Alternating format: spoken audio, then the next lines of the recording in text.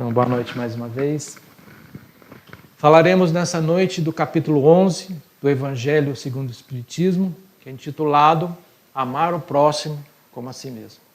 Estava falando nas nossas orações, então essa noite nós vamos refletir sobre esse capítulo que está no Evangelho segundo o Espiritismo. Como ele é extenso, nós trataremos de alguns pontos em específico, que trata de dai a César o que é de César, e vamos também trabalhar o egoísmo. Eu vou fazer a leitura de um trechinho da Bíblia que está reproduzido nesse Evangelho. Então nós vamos primeiro fazer lembrar algumas palavras ditas por Jesus, quando esteve entre nós. Depois nós faremos uma interpretação dessas palavras sob a luz do Espiritismo. E por fim, como nós podemos aproveitar esse ensinamento no nosso dia a dia. Então, certa vez, Jesus disse, está em Mateus, Marcos, capítulos 22, ambos no 22. Então, retirando-se os fariseus, consultaram entre si como surpreenderiam, alguma palavra, como surpreenderiam Jesus, alguma coisa errada que ele iria dizer. Enviaram-lhe os seus discípulos. Os fariseus enviaram os seus discípulos com os Herodes, dizendo: Mestre, bem sabemos que és verdadeiro e ensinas o caminho de Deus, segundo a verdade, sem importar-te com ninguém, porque não olhas a aparência dos homens. Dize-nos, pois, que te parece? Então ele faz aqui os discípulos uma introdução, aparentemente amorosa, mas aí vem a pergunta: parece lícito pagar o tributo a César ou não? E Jesus, porém, conhecendo a malícia daqueles homens, disse: por que me experimentais, hipócritas? Mostrai-me a moeda do tributo. E eles apresentaram um denário. E Jesus perguntou: de quem são essa esfinge e essa inscrição? Aí eles responderam: de César. Então Jesus disse: dai a César o que é de César e a Deus e o que é de Deus. E ouvindo, eles ficaram espantados com as respostas de Jesus e os deixaram. Antes de nós prosseguirmos, algumas explicações. Os fariseus, para quem não tenha, nunca ouviu essa expressão, pertenciam a uma classe religiosa e política muito poderosa na época de Jesus, porque pertencia aos fariseus, que também chamados os doutores da lei, traduzir as escrituras divinas. Então eram os fariseus que diziam o que podia e o que não podia, e a palavra desses fariseus ele tinha um peso de lei. Inclusive algumas mortes eram praticadas ou determinadas contra uma pessoa por força da palavra dos fariseus. E eles estavam incomodados com a presença de Jesus, as parábolas e o ensinamento que Jesus trazia, porque divergia em muito do que os fariseus pregavam, que geralmente eles gostavam muito dos rituais, da religiosidade mais externa, sem trabalhar o interno. Então eles fizeram uma armadilha mortal para Jesus. Então essa pergunta, se é lícito pagar o tributo, ela era uma pegadinha pelo seguinte: o povo judeu, naquela época, eles estavam irritados com o pagamento de tributo para os romanos. E os fariseus, que eram que interpretavam, então, o que podia e o que não podia, eles consideravam aquilo ali uma questão religiosa. E os herodianos, quando os fariseus mandaram os herodianos eram os poucos judeus, naquela época, que concordavam com os pagamentos de tributo, porque eles eram aliados dos romanos, eles mantiveram ali os seus bens. Então, a pergunta ela foi feita no meio do povo. É lícito pagar o tributo? Se Jesus respondesse que sim, é lícito, aí a multidão ficaria enfurecida, Jesus ali entraria em uma rota de colisão com esse povo que estava sofrido, né, sob o domínio dos romanos. E, por outro lado, se ele falasse, não é para pagar, aí ofenderia o Império Romano e ele poderia, então, sofrer severas consequências de um lado ou de outro. Então, aí é a armadilha. Esse é o contexto dessa pergunta aparentemente inofensiva. E Jesus, então, respondendo, dai a César o que é de César e a Deus o que é de Deus, ele deixou essas pessoas sem reação. Agora a pergunta para a nossa reflexão. Essa história acho que todos nós, né, já ouvimos em alguma vez na vida, né, ou várias vezes na vida. Agora a pergunta para a nossa reflexão. Por que essa expressão, dai a César o que é de César, está num capítulo que fala de amor ao próximo? Porque Jesus, esse ensinamento não era para aquele momento específico. E aqui Jesus não estava, a gente não fala dessa passagem para mostrar que Jesus era um ser inteligente, que ele conseguia escapar das ciladas. Não. Jesus ele só abria a boca quando ele tinha um propósito pedagógico para ensinar não só o povo da época, mas para nós mesmos. Então, o que ele quer nos ensinar com isso? Que nós temos as nossas obrigações espirituais, mas nós também temos as nossas obrigações no mundo material. Então, precisa ter um equilíbrio nessas duas forças. Nós precisamos ter nossos compromissos, honrar nossos compromissos com a sociedade, com a nossa família, com as autoridades, com as leis. Né? Tem uma passagem que está no livro chamado Pão Nosso, que é psicografado pelo Chico, intitulado Nós e César, ele diz o seguinte: o aprendiz do Evangelho, todo mundo aí que se dispõe a seguir os ensinamentos de Jesus é o aprendiz do Evangelho, o aprendiz do Evangelho não deve invocar princípios religiosos ou idealismo individual para eximir-se dessas obrigações. Eu acredito em Deus, sei pelos ensinamentos que o reino de Deus é outro mundo, aí eu resolvo então ficar em casa, não fazendo nada, só em oração. Não declaro imposto de renda, não voto, não vou na escola, não faço nada, porque eu acredito em Deus.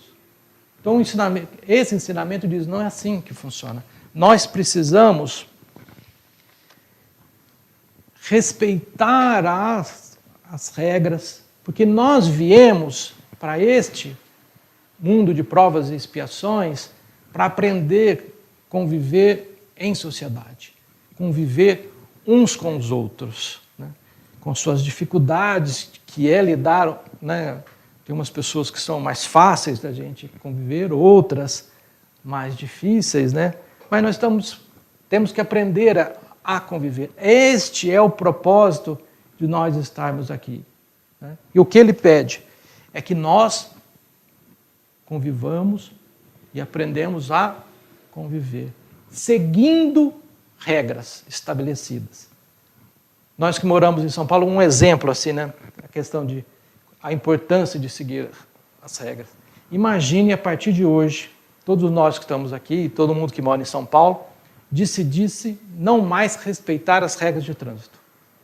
Sinal vermelho não para, esse pare que está aqui bem perto da gente, todo mundo sabe o quão perigoso. Não, eu não respeito mais, eu vou usar a velocidade que eu quiser no meu veículo.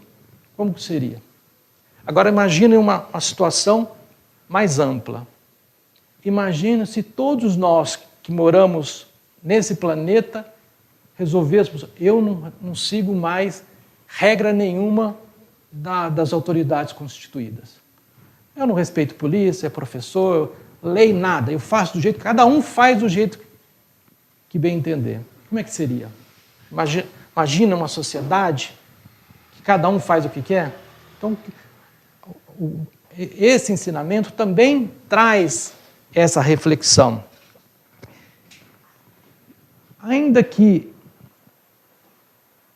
haja exceções, que não é tão pequena assim, mas algumas pessoas não gostam de seguir as regras, a maioria de nós segue essas regras.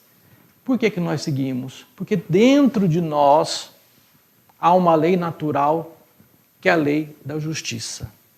É justo só para continuar na questão do trânsito, eu parar no sinal vermelho para que outra pessoa passe, né? Em seguida eu exerça também esse direito, que é aquele ensinamento que a gente ouve desde criança, né? O meu direito, ele termina, né, quando começa do outro, e vice-versa. O dele termina quando começa. Então é justo eu respeitar o pedestre passando a faixa apropriada. É justo, né? Eu, quando tenho uma família, trabalhar para sustentar são minhas obrigações, isso é justo. Então, dentro de mim, há esse princípio da justiça. E o Evangelho nos explica que isso vem de fábrica. Deus coloca em nós, como nós somos criados, esse senso de justiça. E por isso que o Evangelho também nos explica que às vezes nós encontramos pessoas semi-analfabetas ou até analfabetas que moram em locais ermos, elas têm um senso de justiça muito mais apurado que muitas vezes um juiz togado, que não precisa de instrução, não precisa de faculdade. Isso está dentro de nós. E aí no Livro dos Espíritos, Kardec pergunta, né? Falou assim, o que é justiça, afinal? Aí eles respondem, justiça consiste em cada um respeitar os direitos dos demais. Isso é justo, você respeitar o outro, o seu direito.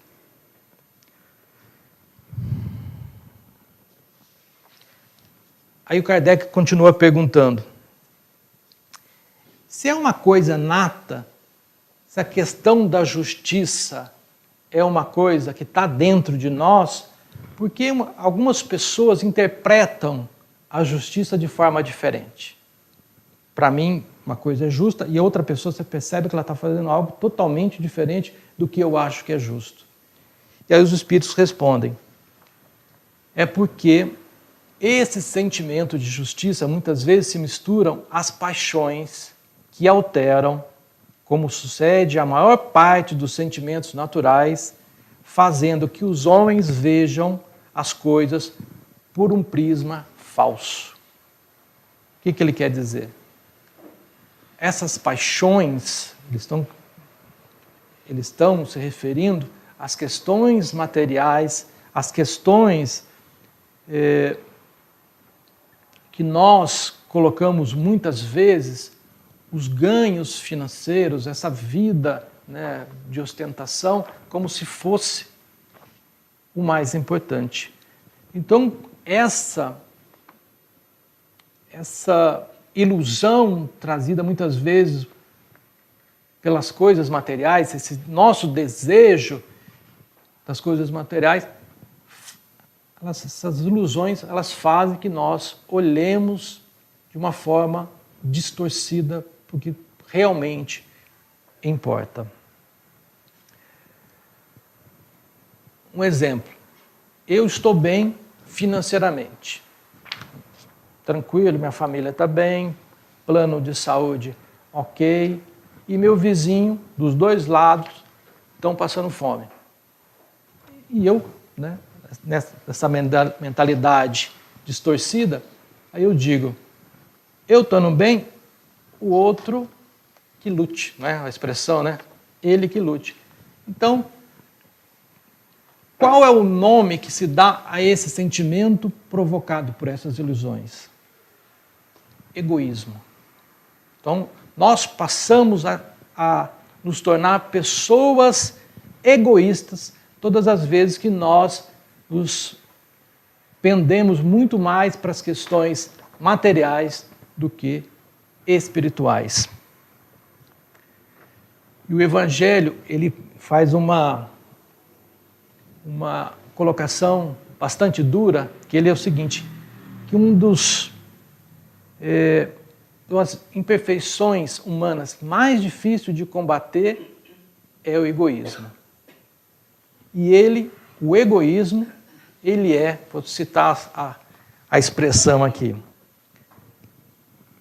o egoísmo, esse monstro devorador de todas as inteligências, esse filho do orgulho, é fonte de todas as misérias terrenas. Vou repetir.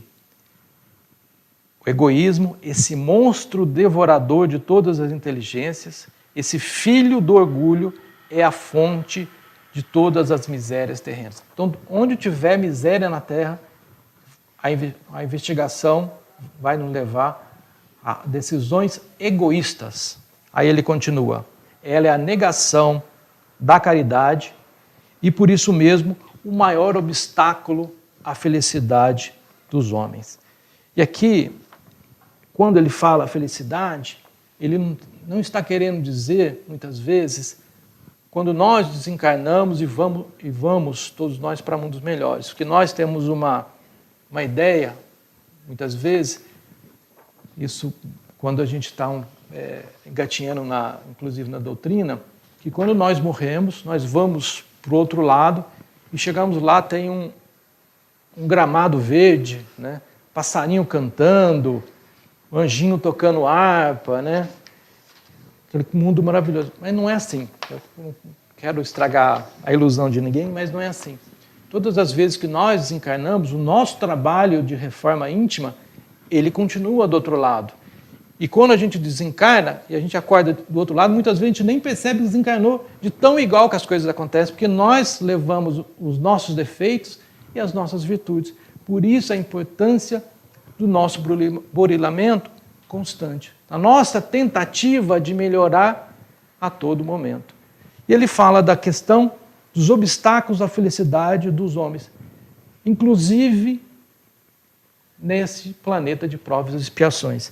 Eu não sei se vocês todos viram, no final de março saiu uma pesquisa dos países mais felizes do mundo. Alguém chegou a ver ou não? Então eles fizeram uma pesquisa em 137 nações. E pela sexta vez venceu a Finlândia, assim, disparado ali. A Finlândia, perto da Noruega, da Suécia, divisa com a Rússia, inclusive entrou para a OTAN agora há pouco tempo, inclusive por conta do vizinho indesejável. E o que eles respondiam? Qual que é o critério para decidir quem que as pessoas se consideravam mais felizes? Então eram 6 critérios. 6 critérios. Renda per capita, apoio social, expectativa de vida, liberdade para fazer escolhas, generosidade e nível de corrupção. E traduzindo isso, as pessoas que participaram da elaboração desse resultado, o que significa isso? Eram pessoas, a maioria da população na Finlândia, pessoas generosas, pessoas honestas e pessoas sinceras. E aqui diz também que a Finlândia é um dos países que a corrupção ela atinge um dos menores níveis. Além de que as pessoas têm contato com a natureza, assim, até quem mora na capital, há entre as pessoas desse país um forte sentimento de fraternidade. Elas conseguem olhar para o outro e tentar ajudar. Não só se ajudar, mas ajudar o outro para que a sociedade seja melhor.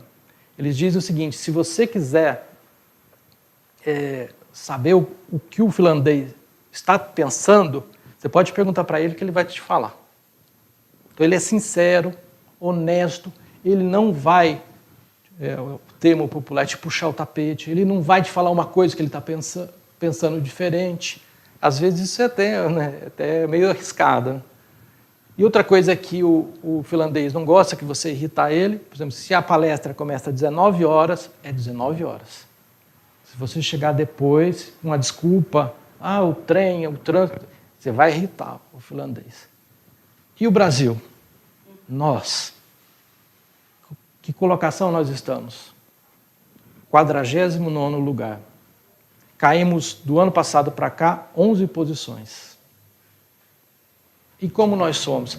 Eles têm esse perfil de honestidade, sinceridade, e nós? Como nós somos? Nem quero falar de Brasília, né? Como são aqueles representantes nossos por lá. Como nós somos? Até fiz uma listinha aqui. Quantos de nós, se puder, mente no imposto de renda? Quantos de nós, às vezes, pegam a caneta Bic e esquece de devolver? Quantos de nós, isso antigamente, que fazia interurbano no trabalho, porque o chefe é rico e eu não vou gastar o interurbano na minha casa. Não? Hoje em dia, como o celular é tão fácil, né? Vai almoçar, quem trabalha em firma, o almoço fica 30, ele pede para a moça fazer uma nota de 50, para ficar com o troco. Faz carteirinha de estudante falsa, né, para pagar menos no cinema. Recebe um troco na padaria ou no restaurante, o troco ele vem a mais e a pessoa percebe e não avisa o balconista. Aqui, isso não acontece, isso é só um exemplo hipotético. A enfermeira que vai lá, finge que dá a injeção no braço do idoso para levar a vacina para casa. Isso não acontece. Mas quem sabe, né? Pessoas que fazem doação de comida estragada. Está vencido, ela não quer dar para a família dela, ela vai num órgão de caridade. Vou falar que isso não aconteceu, não. E uma coisa que a nossa amiga, ela é testemunha, pessoas que já fizeram aqui na casa. Tem um bazar que nós temos aqui, que ele ajuda, inclusive, na manutenção, pagamento de aluguel, água e tal. 2 vezes a mesma pessoa, ela veio, fez compra aqui, R$30 e pouco, deu uma nota de 100 para levar o troco. 70, 60 e poucos. As 2 vezes a nota era falsa. Então, aí é para a nossa reflexão. Esses somos nós. Isso que Jesus nos pede para que nós melhoremos, para que sejamos honestos, sinceros, que nós tenhamos fraternidade um com os outros. Por isso que esse capítulo está no amor ao próximo. Quando nós percebemos que aquela pessoa que está no balcão poderia ser nosso irmão, alguém que vai tirar depois do bolso para recompor o caixa, a gente não age assim.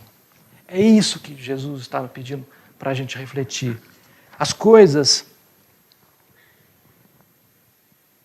de Deus, elas também se estendem no mundo material, porque nós podemos, inclusive no nosso trabalho, no nosso dia a dia, também fazer caridade. Que Deus nos pede é isso. Sejamos caridosos, que nós possamos aprender a amar uns aos outros. E para finalizar, todos nós sabemos o final da história de Jesus Cristo, que os fariseus eles não desistiram daquela tentativa, né, de provocar um mal a Jesus até que conseguiram. Todos nós sabemos que ele foi injustamente condenado à morte e como era a Páscoa, os judeus eles não podiam, eles mesmos, os fariseus, determinar a morte de Jesus. Então por isso que eles vão a Pilatos para decretar a morte de Jesus. Mas era a Páscoa, porque na época os judeus eles comemoram a Páscoa da libertação dos 400 anos que eles ficaram escravos no Egito. Então eles comemoram diferente da gente. nós comemoramos com o renascimento de Jesus, com a ressurreição de Jesus. Mas tem um trecho de um livro que chama 2000 Anos, que ele conta os bastidores, poucos momentos antes de Jesus ser entregue aos algozes e ser torturado e morto. E aí chega um ajudante de ordem de Pilatos, que era um representante do Império Romano, e ele deveria, então, ele determinar a morte de Jesus. Aí chega esse ajudante e dizendo, olha, o pessoal ali está ali fora, está muito bravo, se o senhor não determinar a morte deles, vão invadir a casa. E aí Pilatos pergunta, e o prisioneiro, como é que ele está? Aí ele responde, o prisioneiro é extraordinário na serenidade e na resignação. Deixa-se conduzir pelos algozes com docilidade de um cordeiro e nada reclama. Nada reclama. Nem mesmo o supremo abandono em que os que deixaram quase todos os diletos discípulos de sua doutrina. Então, na hora da morte, no momento mais difícil, todos os seus discípulos, diz aqui, o abandonaram. Pelo menos na visão. E quais as lições que nós tiramos desse momento de Jesus? Porque, imagina, nós sabemos que a gente vai ser morto, injustamente.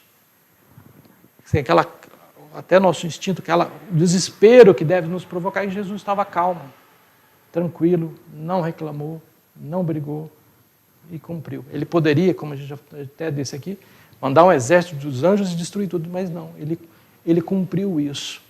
E quais as lições? Primeiro, nós vivemos numa sociedade que as nossas autoridades muitas vezes nem merecem o nosso respeito, mas mesmo assim nós devemos continuar fazendo a nossa parte, sem reclamar, porque a mudança, ela começa em nós mesmos. Outra lição que Jesus nos dá aqui, por mais difícil, por mais complicado que seja o momento que nós estamos vivendo aqui, esse momento vai passar. E nós nunca estaremos sozinhos, ainda que possa parecer que nós fomos abandonados. Porque nós temos o nosso Pai olhando por nós o tempo todo. E para aproveitar esse dia que nós estamos falando da Páscoa, né, esse dia, nessa energia tão maravilhosa, e Jesus estava calmo, porque ele tinha certeza que a vida, ela não acaba aqui. E a certeza, ela veio, a maior notícia de todos os tempos, trazida por uma mulher chamada Maria de Magdala, ou Maria de Madalena, quando encontrou Jesus, mais uma vez vivo, e ela disse, a morte não existe. A morte não existe. Então, que nós possamos refletir sobre esse equilíbrio entre a vida espiritual e a vida material, e ainda que, nos momentos mais difíceis, nunca esqueçamos de buscar sempre a justiça. Graças a Deus.